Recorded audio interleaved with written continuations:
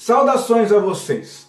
Eu sou o professor André Wagner Rodrigues, trabalho com as disciplinas de Filosofia, Sociologia e História da Arte, e é com muita alegria e com muita energia que venho trabalhar com vocês o renascimento cultural. Um tema que eu tenho certa predileção, justamente porque foi um movimento artístico, literário e filosófico que rompeu com o passado medieval, marcado sobretudo pelos dogmas e doutrinas da Igreja Católica. Hoje a gente vai falar de profundas transformações, não só na arte, mas em todo o cenário político, econômico, social da Europa, nessa transição do feudalismo para o capitalismo, da Idade Média para a Idade Moderna. Então, gente, tudo isso, um tema muito interessante, espero que você goste bastante. Essa aula está bem completa e lógico que eu vou trazer muitas imagens, não é possível dar uma aula de renascimento sem mostrar algumas transformações na arte em especial, principalmente da pintura, da escultura, das catedrais.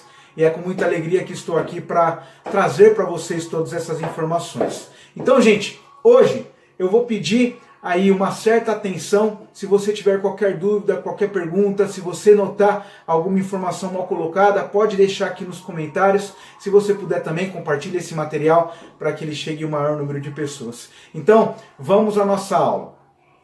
Inicialmente, vou falar para vocês da definição. Renascimento cultural pode ser entendido como um movimento literário, artístico e filosófico que rompeu com o padrão de pensamento vigente no mundo medieval, introduzindo a cultura laica, não religiosa, reflexo de profundas transformações sociais, políticas e culturais da passagem da Idade Média para a Idade Moderna. No próximo slide eu vou mostrar para você um quadro comparativo para vocês verem todas essas mudanças, mas o importante é deixar aqui bem marcado, bem frisado para vocês que teve uma ruptura. Agora, o pensamento da modernidade, do renascimento cultural, ele veio fazer mesmo uma separação. Ou seja, não tem mais vínculo com as explicações dogmáticas e da doutrina da Igreja Católica. O que nasce aqui é algo novo. O homem vai buscar na sua razão a interpretação da sua própria realidade. Esse movimento ele nasceu entre o século XIV e vai até o século XVI. Lembrando que o século XIV começa em 1300 e alguma coisa e o século XVI termina em 1699. Então um período grande aí de quase 3 séculos de história. Nasce na Itália, mas também vai expandir depois para outros países, como a Inglaterra, a França, Portugal, Espanha, Alemanha e também os Países Baixos, como a Bélgica e a Holanda. Agora, vamos para esse próximo slide para te mostrar exatamente esse quadro tão importante. A gente vai fazer essa comparação. Quero que vocês prestem atenção no quadro da esquerda e depois no quadro da direita. O quadro da esquerda era um tipo de pensamento do homem medieval. E agora, no quadro da direita, a novidade, o que vem de diferente com o Renascimento. Então vamos lá. O pensamento medieval ele tem uma marca, que é o teocentrismo, ou seja, Deus está no centro de tudo, ou seja, explica todas as coisas. E agora, com o Renascimento, nós temos o antropocentrismo, ou seja, o homem vai buscar dentro de si mesmo a resposta para todas as questões do seu tempo.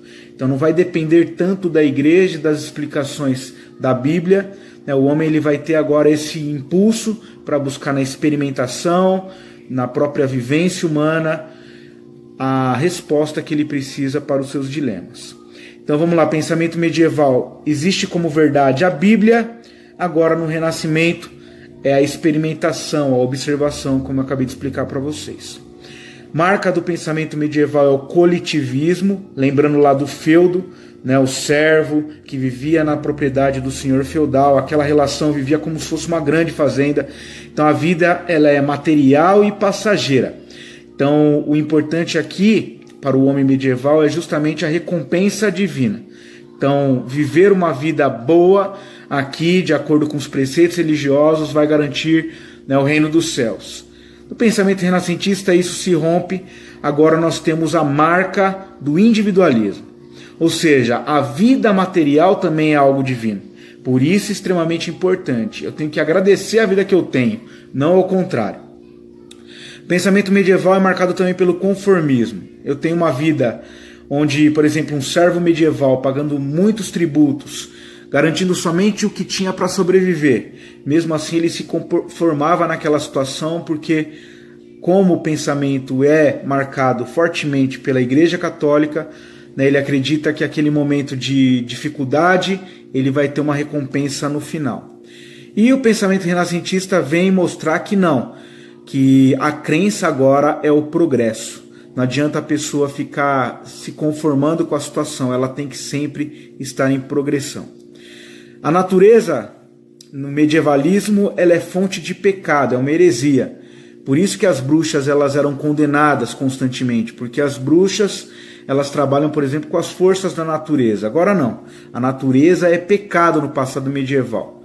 No pensamento renascentista moderno, a natureza é vista como algo belo, onde o homem também está inserido. Depois eu vou mostrar algumas imagens e aí vocês vão ter dimensão disso.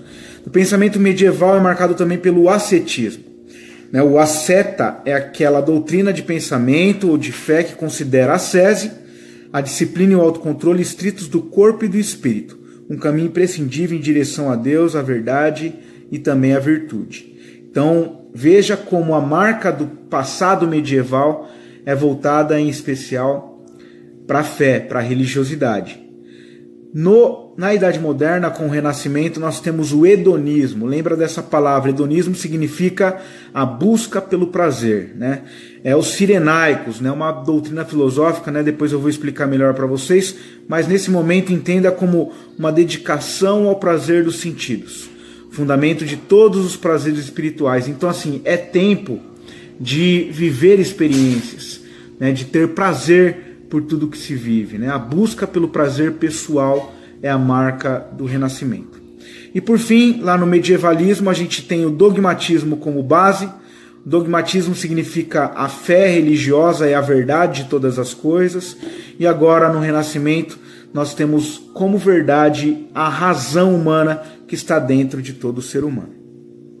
Queria que vocês concentrassem agora nessa imagem e notassem aí o seguinte: isso aí é uma representação da arte medieval. Todas as pinturas que existiam eram chamadas de hagiografia, ou seja, representavam vidas de santos, de apóstolos, de discípulos de Cristo, ou principalmente do menino Jesus e do próprio Cristo.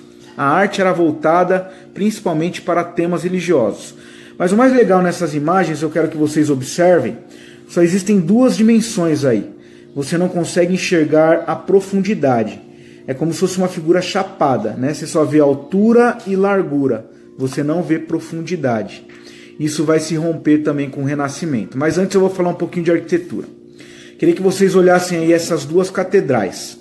A da esquerda é o estilo românico, né? No início da Idade Média nós temos essa marca, né, de catedral. E aí olha, a da direita é a marca do estilo gótico, já no final da Idade Média. Então o Renascimento ele vem com esse estilo gótico. Se você olhar, os vitrais dessa catedral em estilo gótico, elas são no topo do castelo. Ou seja, quando a pessoa entrava nessa igreja, no lado direito, ela entrava como se fosse numa penumbra, era tudo escuro, mas ela olhava para cima e via, né, Deus como se fosse assim o céu estrelado, né, a luz entrando pelos vitrais altos dessa igreja. No estilo românico é bem diferente. O estilo românico anterior, ele tem essa ideia mais de coletividade, né, as marcas da Idade Média ainda. Então, na arquitetura, nós temos essa grande mudança também. Bom, falando de arte ainda, deixa eu te mostrar isso. Quando falamos em características do Renascimento, é importante primeiro falar para vocês do humanismo. A valorização agora é no ser humano. Como eu falei para vocês, né, o hedonismo é a busca dos prazeres carnais, dos sentidos. O homem está em busca dos seus prazeres. Então a valorização dos homens em todas as suas esferas, social, afetiva, psicológica, mental, etc. Nós temos também o antropocentrismo. Não mais Deus, mas sim o homem é o centro de todas as preocupações, é o centro do universo. Racionalismo, ou seja, não existe mais a fé orientando o caminho das pessoas, e sim a racionalidade, a busca pela interpretação dentro de cada ser humano.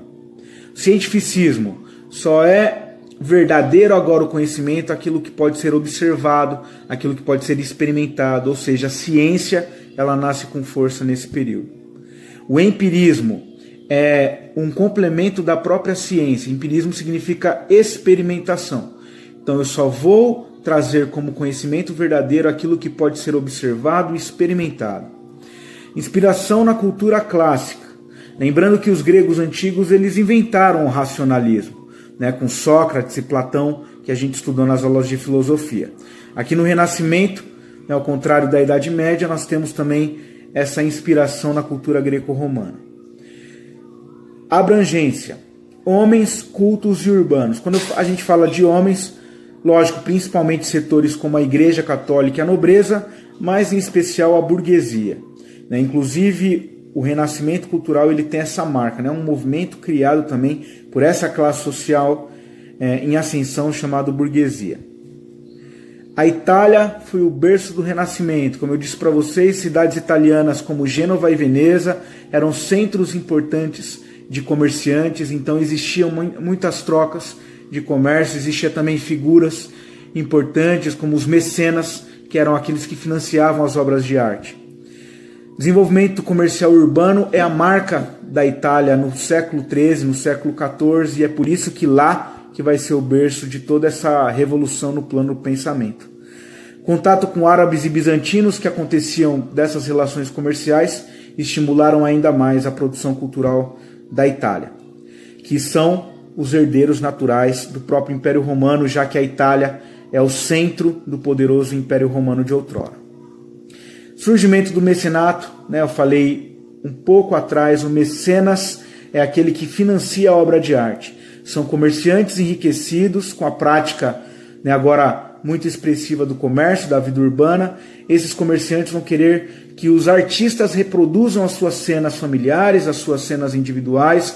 Tudo isso vai se transformar em pintura e escultura, né? Então os mecenas são importantes financiadores das obras desses artistas. Bom, vou trazer algumas fases para vocês do Renascimento italiano. A primeira é chamada de Trecento, começa no século XIV. Trecento porque é 1300 alguma coisa. Então o início do Renascimento tem algumas marcas. Aqui nós temos já o período de transição mesmo do passado medieval para o período moderno, com essa ruptura entre teocentrismo e antropocentrismo que já foi explicado. E aí nós temos três grandes expoentes dessa fase. Dante Alighieri, com seu livro A Divina Comédia, Francesco Petrarca, né, com o livro Lírica do Cancioneiro, e Giovanni Boccaccio com Decameron. Além desses três, é importante mencionar, no plano da arte, Giotto di Bondone. Giotto, ele traz uma técnica importante, ou melhor, duas, mas a primeira, a mais expressiva, é chamada de perspectiva. É a terceira dimensão aplicada à pintura. Eu vou mostrar depois para vocês. Mas ele aparece com figuras, né, de aspectos humanos, os traços da individualidade é muito forte, vão deixando aos poucos as temáticas religiosas, mas você vê que ainda nessa fase os temas da religião ainda é muito forte. Né, destaque para suas representações de São Francisco de Assis, eu vou mostrar na imagem aqui. Veja, agora é diferente da imagem que eu mostrei anteriormente. Você consegue ver a perspectiva, você consegue ver o fundo. Então essas imagens, além da altura e da largura, elas também representam aí a perspectiva, ou seja, a profundidade. Você consegue enxergar o cenário lá atrás, né, o plano de fundo. Vamos para outra fase, agora o Quattrocento. Quattrocento mostra para a gente agora a Florença, não é mais Gênova e Veneza, continua na Itália, mas Florença é o principal centro de difusão dessa cultura renascentista. A pintura agora ganha muito destaque, principalmente com Sandro Botticelli. E aí eu trouxe duas imagens para você ver. A primeira é chamada de Alegoria da Primavera, à esquerda, mostra para a gente os traços individuais. Veja, não é mais uma temática religiosa, né? Estamos mostrando os traços da humanidade, né? Você vê aí as figuras belas de mulheres. Nós vemos também no plano de cima os querubins, nessa imagem da esquerda, também elementos da mitologia grega, como Hermes, ao canto esquerdo da imagem. E no canto direito nós temos o Nascimento de Vênus, que é uma das maiores expressões mais conhecidas no mundo, de Sandro Botticelli também. O Nascimento de Vênus, que é a musa da mitologia romana, né? Na mitologia grega ela é Afrodite, a deusa da beleza, né? Mostra o nascimento dela. Então veja que a preocupação é com os traços humanos, né? Com os traços curvilíneos da mulher, né? Seus cabelos esvoaçantes, a temática que é bem diferente da religiosa. Bom, agora falar para vocês ainda dessa fase, ao lado de Sandro Botticelli, e eu vou falar de outros grandes astros, né, grandes artistas do Renascimento, tenho que falar para você de Leonardo da Vinci. Esse sim foi o grande nome do Renascimento cultural italiano, né, um dos maiores nomes do Renascimento. Ele foi pintor, escultor, urbanista, engenheiro, músico, físico, botânico.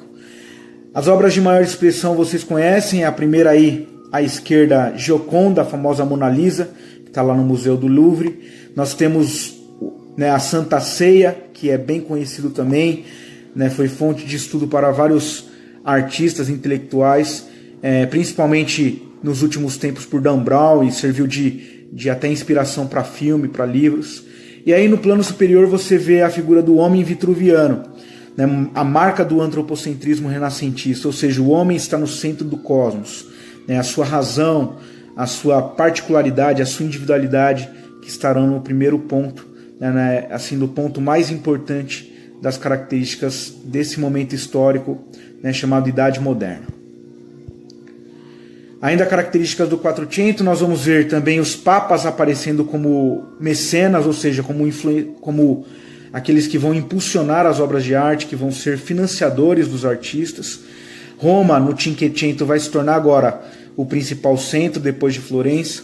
E agora nós temos nomes importantes despontando, como Nicolau Maquiavel, no campo da política. Nós temos aí a obra O Príncipe. Rafael Sanzio na pintura, com Escola de Atenas, a Sagrada Família, o Casamento da Virgem. Eu vou mostrar essas imagens depois para vocês. E também Michelangelo Buonarroti, ao lado de Leonardo da Vinci, também é um grande nome. Ele é responsável pelos afrescos da Capela Sistina em Roma.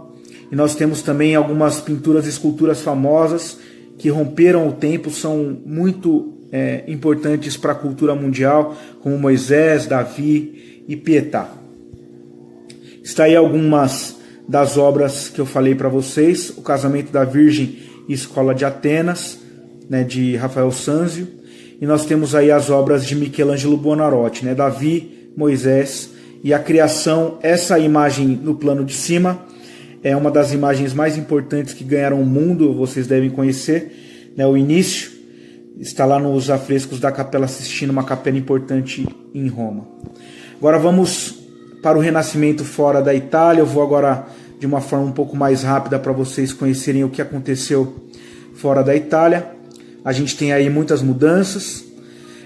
Na Inglaterra, a gente tem Thomas Moros e William Shakespeare. Na França, François Rabelais, Michel de Montaigne. Portugal com Luís Vaz de Camões e Gil Vicente. E na Espanha, nós temos El Greco e Miguel de Cervantes. Eu não vou narrar todas as obras, né? Eu acho que é importante depois vocês fazerem uma pesquisa. Vale muito a pena você conhecer toda essa produção literária, toda essa produção de conhecimento do Renascimento, que vai marcar tão profundamente a nossa cultura, a nossa civilização. Nos Países Baixos, nós temos aí toda essa influência do Renascimento em outros países, como vocês viram. Nos Países Baixos, nós podemos falar de Jan van Eyck e os irmãos Hubert, com Hieronymus Bosch, Peter Bruegel e Erasmo de Roterdã na literatura. Vou mostrar um pouquinho também na Alemanha, com Albrecht Dürer, Hans Holbein, todas essas imagens. Eu queria parar nessa para você. Essa obra é chamada de O Casal Arnolfini. Aqui é uma cena de um casamento burguês. Veja que a temática não é mais religiosa, né? Você vê um cachorro, né, no lar da família burguesa. Você já vê uma mulher grávida. Isso era impraticável no passado medieval. Mas o mais importante nesse quadro que você está vendo à esquerda, tá, o que você vê a obra de Jan van Eyck à esquerda, do Casal Arnolfini, o mais impressionante é o que está lá no fundo dessa obra. Não sei se vocês conseguem ver, mas é o espelho. E nesse espelho ele consegue reproduzir. Agora eu coloquei em imagem ampliada para vocês à direita. O espelho à direita, agora sim você está vendo melhor. Você está vendo aí os convidados, né? Você consegue ver até o Jan van Eyck pintando a cena do Casal Arnolfini. É uma obra de uma genialidade. né, de todas as técnicas do racionalismo, da perspectiva que eu falei para vocês anteriormente, agora sendo ampliadas e aprofundadas cada vez mais. E essa será a marca principal também desse movimento artístico tão importante na história da Europa. Aqui imagens, né, como o Jardim das Delícias de Hieronyme Bosch, o Banquete de Núpcias de Peter Bruegel, Eu Greco e a Vista de Toledo sobre a Tempestade, Albert Dürer em uma pintura em autorretrato. Vejam que a imagem é bem diferente, não é temática religiosa. Estamos falando principalmente de cenas do cotidiano. Bom, vamos lá. E agora, para finalizar a nossa aula, importante falar do Renascimento científico. Mas lógico que isso aqui vai ser tema para uma próxima aula. Só vou passar esses nomes para vocês e no final deixar o exercício do dia, né, o desafio que vocês vão ter que fazer durante essa aula sobre renascimento cultural, tá certo? Um abraço, gente. Muito obrigado. Agora, estudante do ensino médio, eu te convido para esse desafio do dia. Nós estamos assistindo essa aula hoje, quinta-feira, e vocês vão ter uma semana para fazer esse desafio da aula sobre renascimento cultural. Eu quero que vocês escrevam aí um texto de 15 a 20 linhas, né, sobre o entendimento que você teve dessa aula. Você pode descrever, por exemplo, a definição, quais são as principais características do Renascimento, quais são os principais nomes desse movimento artístico. Então você vai tentar fazer um texto, né, de entendimento da aula sobre renascimento cultural. Esse é o desafio do dia. Espero que você tenha gostado bastante dessa aula. Coloque aí abaixo, né, na plataforma a sua resposta. Durante essa semana a gente vai fazer tanto o cômputo de falta, de presença, mas principalmente essa nota atribuída para esse desafio que vai gerar uma média para a sua AV3, tá certo? Um abraço para vocês, até a próxima semana.